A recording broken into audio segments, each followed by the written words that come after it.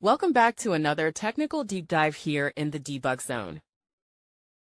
Today, we're tackling a big question and breaking it down with insights from other users. Hopefully, this clears up some misconceptions and helps you get the answer you need. So, buckle up, stay a little curious, and let's jump right in.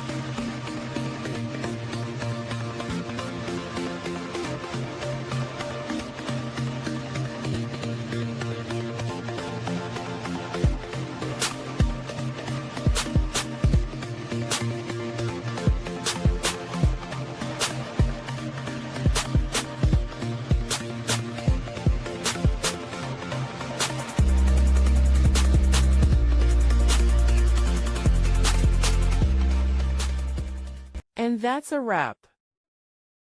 I hope you found the answer you were looking for. If you did, take a second to hit that subscribe button. It really helps out.